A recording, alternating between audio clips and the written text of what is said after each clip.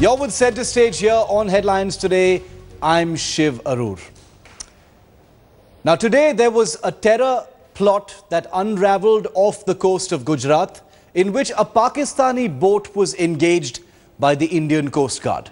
Now what followed was a 50-minute operation in which this fishing boat, apparently a rogue boat as it's being described, was engaged. It was chased across the high seas about 365 kilometers off the coast of Gujarat, and finally the Indian government says the people on board actually set it on fire. We'll return to that story in just a moment. Aam Aadmi Party Chief Arvind Kejriwal takes a jibe at Modi in poll-bound Delhi. He's taken on Modi's Clean India campaign with clean politics, the slogan. He launches the I Fund Honest Party campaign.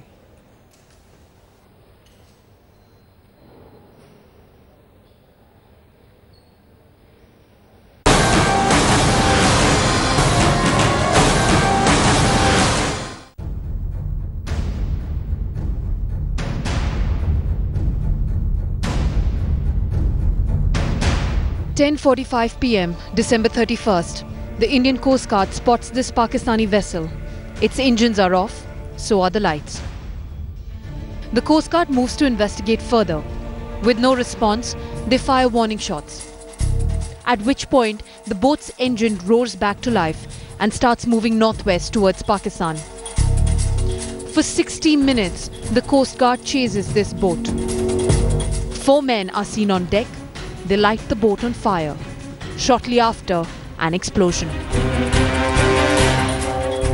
When it became very clear that there was something uniformly suspicious about this ship's movements, collating it with what the intelligence report had said about the possibility of contraband or anti-India materials on board that particular vessel, including the possibility of explosives, the Indian Coast Guard spotted 4 people on board that ship who went into a below-deck bunker and actually set that entire ship ablaze.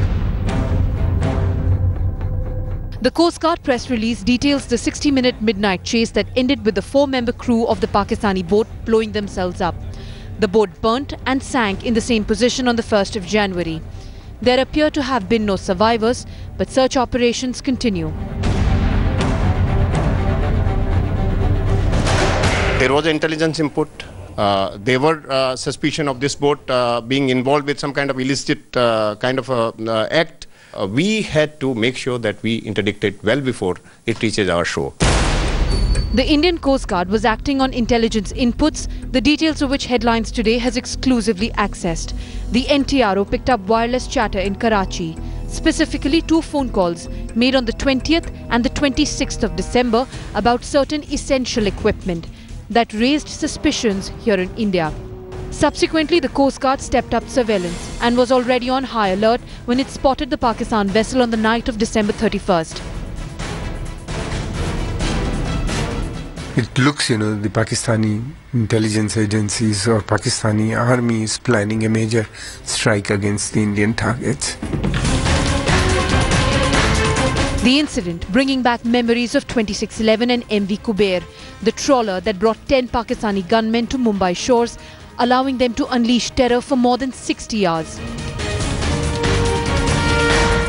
Lucky, we are very lucky. They wanted to probably enter the Indian soil from the coastal area and carry out their activities. While the Coast Guard was chasing this Pakistan boat on high seas on New Year's Eve, in the mountains, this village was wide awake, crouching in bunkers, hiding from Pakistan Army's firing. A stark reminder that despite the new year and the fresh resolves, we remain in a state of proxy war with Pakistan on land and on sea. Bureau Report, Headlines Today.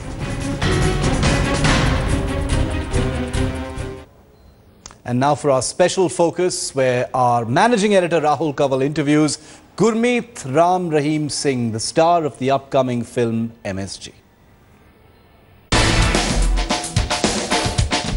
He is one of the most popular spiritual gurus in India, boasting a following of more than 5 crore people. He has several Guinness records to his name.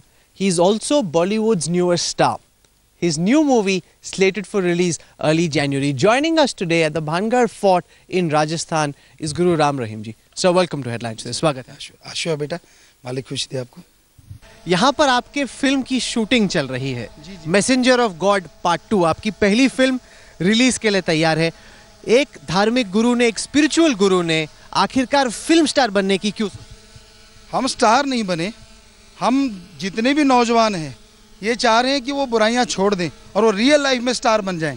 उनको खुशियां मिलें, नशा छोड़ दें, आवारागर्दी छोड़ दें और बुराइयां छोड़ के अच्छे कामों में देश का नाम रोशन करें. तो इसलिए हमने वो फिल्म तैयार की. कुछ जो बड़े पारंपरिक गुरु हैं, धर्म गुरु हैं, वो कहते हैं कि नहीं, ये नाचना गाना, मोटरसाइकिल चलाना, एक्शन स्टंट्स करना, ये किसी स्पिरिचुअल गुरु को शोभा नहीं. ऐसी कोई बात नहीं. जितने भी गुरु महापुरुष हुए हैं, पहले भी ऋषि मुनि हमारे हुए हैं, तो वो रथ चलाते थे, धनुर्विद्या जानते थे और बहुत आसमान में उड़ारियां तक लगा लेते थे. तो ये तो हमें तो सही नहीं लगता, क्योंकि हम अपने लिए नहीं कर रहे, पूरे समाज के लिए कर रहे हैं कि उनको बदलना कैसे. और आज के नौजवान कभी भी सत्संग उतनी जल्दी नहीं सुनते जितनी जल्दी फिल्म देखने जाएंगे. तो हमने उस जरिए से उनको बदलना चाहते हैं. अच्छा, आपकी फिल्म का नाम है मैसेंजर ऑफ गॉड. क्या संदेश देना चाह रहा है भगवान का ये? कि अपने आप को बदलो. आप आज का दौर में देखा जाता है कि लोग नशे में धुत हैं. आज की जवानी नशे ने खा ली है, नशे की बाढ़ आई हुई है और उस नशे से हमें लगता है कि दुष्कर्म बहुत हो रहे हैं, बलात्कार हो रहे हैं, जगह जगह लड़ाई झगड़े हो रहे, कत्लो गारत मच रही है. तो इस फिल्म के जरिए हम नौजवानों को दिखाना चाहते हैं कि नशा किसी चीज़ का हल नहीं, हल है भगवान का नाम. अगर आप वो लेंगे तो विल पावर आएगा और आप टेंशन फ्री हो जाएंगे. आपने इस फिल्म के एक्शन सीक्वेंसेस भी किए, आपने डांस सीक्वेंसेस भी किए, तो आप बताएं इस फिल्म की मेकिंग के बारे में. आप हमें थोड़ा बताएं. जब हम इसमें एक स्टंट करना था, आग लगी हुई थी और आग के बीच में से जाना था भाग के, तो बच्चों को बचाना था.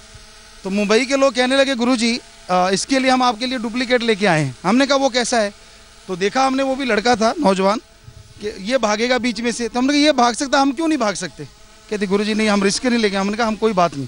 तो हमने भागे और उससे ज़्यादा अच्छा भागे. तो पूरे स्टंट हमने किए. हम ये बताना चाहते हैं कि शाकाहार जो है वो बहुत पावर देता है और ब्रह्मचार्य और गुरुमंत्र का अगर जाप किया जाए तो आदमी की ताकत ज्यों की त्यों रहे. जी. तो कुछ गा के हमें सुनाए. हमें सुनना है कि आप गाते बड़ा खूब है. उसमें हमने 7 सॉन्ग गाए हैं. तो एक देश पसंदीदा कौन सा है? 2-3 सॉन्ग हैं, उनमें से एक देश के लिए.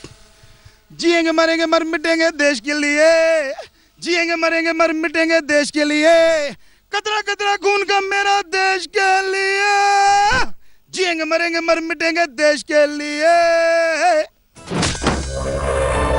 हम ऐसे बाप हैं जो दुश्मनों के लिए अकेले ही काफी हैं. लेकिन अगर कोई कहे कि इसमें शोमनशिप है या इसमें जैसे हीरोपंती है, कि गुरु जी को आखिरकार हीरो बनने की क्यों पड़ी, ये भी तो एक सवाल उठेगा आपसे. पहले हमने गाना शुरू किया तो लोगों ने कहा गाते क्यों हैं.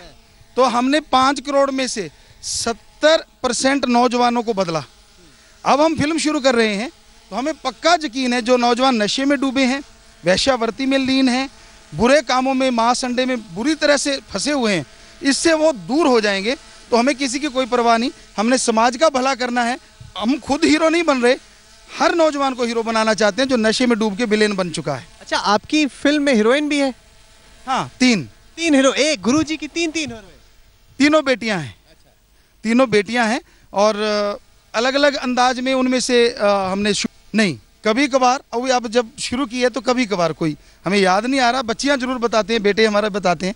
हमने कभी ऐसा स्पेशली नहीं. तो सलमान खान, आमिर खान, शाहरुख खान, कौन सा खान पसंद है आपको? हम जब पहले हुआ करता तो अमिताभ बच्चन को पसंद किया करते थे कि वो अच्छा है, अच्छा कर रहा है. या सचिन तेंदुलकर को कि हाँ भाई वो देश के लिए इतना नाम रोशन कर रहा है. और हम सबका सत्कार करते, सबकी इज्जत करते. अच्छा, ये बताएं कि हाल के दिनों में हम देख रहे हैं कि गुरुजी बहुत पॉलिटिकली अलाइंड भी हो गए हैं. जैसे हमने अभी देखा हरियाणा में चुनाव हुए, वहाँ पे आपने बीजेपी का साथ दिया, उसके चक्कर में बीजेपी जीत भी गई. तो गुरुजी पॉलिटिक्स में नहीं, हम राजनीति में ना थे ना हैं. असलियत में हमने ये बोला कि जो देश का भला करे, जो देश के भले के लिए काम करे, एफिडेविट लिख के दे, सारी शासन तो उनका साथ दे. हमने किसी का नहीं कहा. तो इन लोगों ने साध संगत ने ये देखा कि ये लोग हमारा भला करेंगे और इन्होंने लिख के दिया कि हम 100% एफिडेविट भरते हैं कि आपका साथ देंगे, अच्छे देश का भला करेंगे। तो इसलिए साध संगत ने उनका साथ दिया और वास्तव में उन्होंने उन चीज़ों को अपनाया। सफाई महाअभियान है, कन्या भ्रूण हत्या है। हम चाह रहे थे कि 5 स्टार 7 स्टार सिर्फ शराब के बेस पे ही उनको लाइसेंस ना दिया जाए, जूस बार भी उसमें खोला जाए तो वो 5 स्टार बन जाए, तो वो भी कानून पास हो गया। तो साध संगत तो यही लगा कि जो हमने किया वो सही किया। नहीं, क्योंकि कांग्रेस कहती है कि ये इसलिए क्योंकि आप इम्यूनिटी चाहते हैं कि आप पे इतने केसेस हैं, उन पे कोई कार्रवाई ना हो, इस वजह से गुरुजी प्रेशर में आके सवाल ही पैदा नहीं होता। कभी किसी को इस बारे में हमने जिक्र भी नहीं किया जी, कभी कोई जिक्र नहीं किया कि हमने यही कहा कि आप देश का भला करें। जो लोग भी आए, पहले आए, बाद में आए, सबको बोला कि देश का भला करें, कन्या भ्रूण हत्या रोकें, मांस अंडा जो हमारे देश में बुरी तरह फैला हुआ है, नशा रोकें, जितनी भी बुराइयां सब रोकें। अच्छा, नशा एक बहुत बड़ी प्रॉब्लम भी है, खास तौर से पंजाब में, हरियाणा में नशा बहुत बड़ी प्रॉब्लम है। उसको दूर करने के लिए आप अपनी तरफ से क्या कर रहे हैं? क्योंकि अभी पीएम का भी रेडियो में मन की बात हुआ, तो आप अपनी तरफ से नशा जब तक आदमी के अंदर बिल पावर नहीं ना आएगा, हमें नहीं लगता कि वो नशा छोड़ पाएगा। आत्मबल, बिल पावर आना चाहिए। तो आत्मबल बाजार से नहीं मिलता, वो हमारे अंदर है। भगवान का नाम गुरु मंत्र कहें हिंदू धर्म में, इस्लाम धर्म में कलमा, तो इसको लेने से हमारे अंदर का बिल पावर जागेगा और नशा छूट जाएगा। प्रधानमंत्री मोदी के बारे में आप क्या सोचते हैं? काफ़ी प्रभावित लगते हैं, मैं देख रहा था ट्विटर पे, वो आपकी तारीफ भी कर रहे थे कि आपने स्वच्छ अभियान में उनकी मदद की। हम जो चाह रहे थे कि हमारा देश डर्टी इंडिया ना कहलाए, कि वर्ल्ड का कोई भी आदमी आता है आके सीधा कह देता है कि आपका इंडिया तो डर्टी इंडिया है, बड़ा दर्द होता था दिल में। तो इन्होंने आके उससे संभाला। फिर कन्या भ्रूण हत्या के बारे में भी उन्होंने चर्चा की, नशा छुड़ाने के बारे में उन्होंने बात। तो जो चीज़ें हम 1948 से हमारे गुरुजी करते आ रहे थे, वही इन्होंने अपना ली हैं। तो हमें ये लगता है कि हम अपना काम कर रहे हैं समाज भले की। हम तो एक छोटे से फ़कीर हैं। जब दुनिया ने भगवान जैसे श्री राम जी उनको नहीं छोड़ा, तो हम तो एक फ़कीर हैं। हाँ, हम अपनी तरफ से 100% सही काम करते थे, करते हैं और करते रहेंगे। ऐसा क्यों होता है कि आप रहें या रामपाल जी रहें या रामदेव जी रहें, एक के बाद एक कुछ ना कुछ चार्ज लगता रहता है? आज के जो धर्म गुरु हैं, स्पिरिचुअल गुरु हैं, किसी और का तो हम कुछ नहीं कह सकते, लेकिन हम अपनी तरफ से अपना यही कहते हैं कि हम 100% सही थे, कभी किसी का बुरा ना सोचा, करना तो बहुत दूर की बात है। अच्छा, पर वो लोग जो हैं, अगर आप मुझे इजाज़त दें पूछने के लिए, जो आपको शक की निगाह से देखते हैं, जो कहते हैं कि आप पर बड़े बड़े संगीन केसेस हैं, मर्डर के, रेप के, उनको आप क्या कहना चाहेंगे इन केसेस के बारे में? सब कोर्ट में है, तो इस बारे में और क्या कहें। और हमारी तरफ से हमने जो बोला आपको कि हमने कभी भी कोई बुरा काम सोचा ही नहीं, करना तो दूर की बात। अच्छा, ये बताएं कि डेरा को इसके बाद अब आगे आप कहाँ ले जाना चाहते हैं?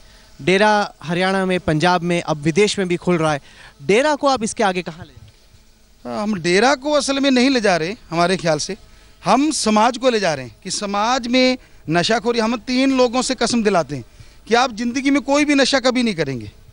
दूसरा, मांस अंडा सेवन नहीं करेंगे। तीसरा, पति पत्नी का रिश्ता जायज़ है, उम्र में बड़े माँ बाप, बराबर के बहन भाई, छोटे को बेटे बेटी के समान समझो, हो सके तो ब्रह्मचर्य का पालन करो। तो ये 3 वचन आज तक 5 करोड़ लोगों ने माने। तो यही चाह रहे हैं कि पूरी दुनिया। आपने कहा कि मूवी में कुल मिला के 7 गाने हैं, एक तो आपने गा के सुनाया। ब्रेक लेने से पहले एक और।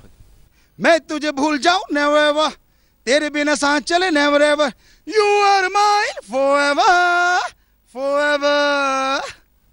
तो ये भगवान को हमने समर्पित किया है ये सॉन्ग।